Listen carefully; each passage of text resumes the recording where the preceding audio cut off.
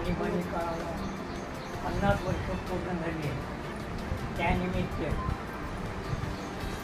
संघ परिवार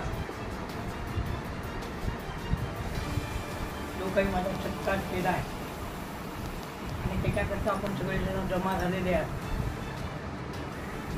आणि त्या काळातला काय अनुभव वगैरे सगळं ऐकण्याकरता आपण सगळे एकत्र जमा झालेलो आहे. मी तुमच्यापैकीच एक आहे, पण काही का होईना पुढच्या पिढीला काहीतरी मार्गदर्शन व्हावं.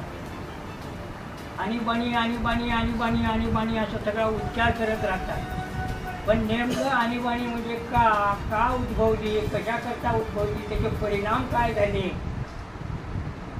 हे आपल्याला कमी माहीत होत आहे. पण सध्याच्या युगामध्ये यूट्यूबवर, मोबाईलवर या सगळ्या गोष्टीची चर्चा, आपण फक्त त्याला क्लिक करायला वेळ आहे, सगळा इतिहास आपल्याला कळू शकतो. पण त्या कोणी पाहतंय, कोणी नाही पाहतंय, करतंय, त्याच्यामुळं त्याच्याबद्दल एक दोन गोष्टी बोलाव्या. आता तर आपण माहीत आहे 50 वर्ष पूर्ण झाली आहे आणीबाणीला.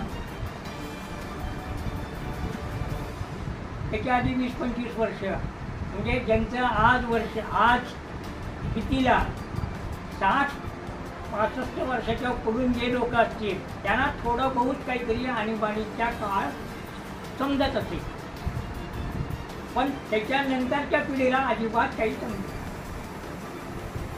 मग आता हे आणीबाणी आणीबाणी म्हणते की का उद्भवली बाबा, कशाकरता उद्भवली, त्याचे काय परिणाम झाले. मी अधिक वेळ न घेता थोडक्या वेळेमध्ये या आणीबाणीचं वर्णन करू इच्छितो. आपल्याला सगळ्यांना माहीत आहे, आता मी सांगायची गरज नाही, पण केवळ टीका म्हणून काही समजा हे होईल. आता हे आपण परिवारातले माणसं असल्यामुळं इथं सगळं खुलेआम बोलायला परवानगी आहे, पण बाहेर बोलायचं झालं तर पक्षाचा विषय टाळावा लागतो. त्याच्यात सगळे करतात, सगळ्या पक्षाला आपण आपली काय लोकशाही पद्धत, सगळ्यांना सगळी किंमत माहीत आहे, म्हणून कुणावर टीका आपण करत नाही. पण दुसऱ्यावर टीका केली तर आपण किती चांगले आहोत हे सिद्ध होत नाही. पण त्यावेळेसचा काळच असा होता. मला वाटतं 1971ला इलेक्शन झाले, निवडणुका झाल्या लोकसभेच्या. त्या लोकसभेच्या निवडणुकीत काँग्रेसच्या नेहरू परिवाराची परंपरागत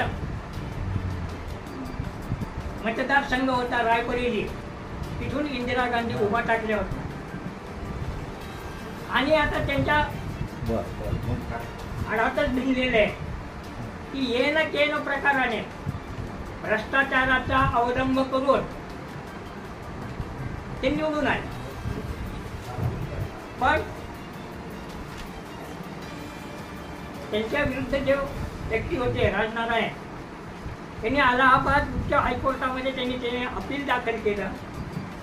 2-4 वर्ष चाललं कोर्टाच्या पद्धतीप्रमाणे, आणि त्यामध्ये इंदिरा गांधी ह्या भ्रष्टाचाराने निवडून आलेल्या ते सिद्ध झालं. आणि त्याच्यामुळं त्यांचं जे काही पद होतं ते डावलून त्यांचा नेक्स्ट कॅन्डिडेट जो होता त्यांना विजयी घोषित करण्यात आला. पण आपला पराभव मान्य करते ही काँग्रेस करते.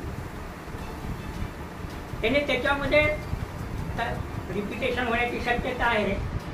असं त्याला मला नाविलाज आहे. मगाशी डॉक्टर केरेकरनी मुलाखत घेते वेळेस ते काही मुद्दे त्याच्यात मांडले, त्याला नाविलाज आहे.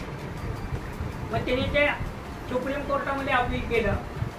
सुप्रीम कोर्टामध्ये गेल्यानंतर तिथेही त्याने ते आपला ठसा उमटवला. जनरली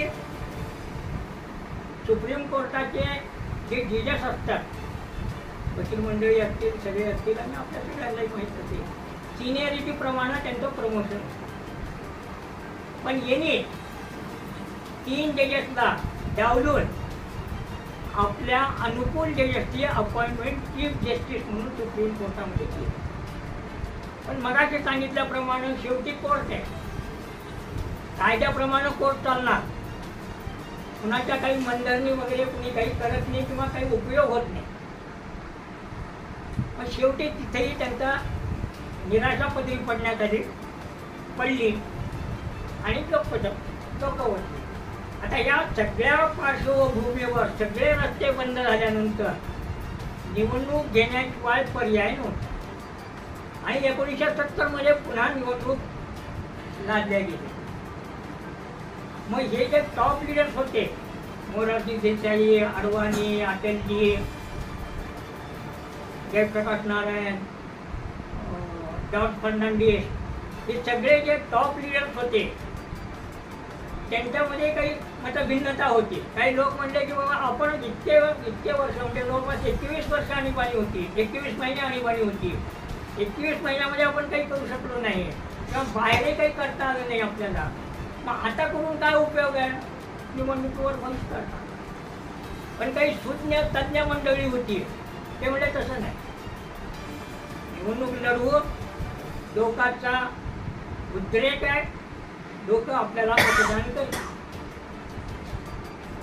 आणि मग इलेक्शन डिक्लेअर झालं, आले, त्याच्यात जनता पार्टी निवडून आली, बहुमतानं निवडून आली, काँग्रेसचा धुव्वा उडाला आणि मग मोरारजी देसाई पंतप्रधान झाले आणि 21 मार्च 1977 आणीबाणी उठली आणि त्याच काळात आम्ही रात्रभर जेलमध्ये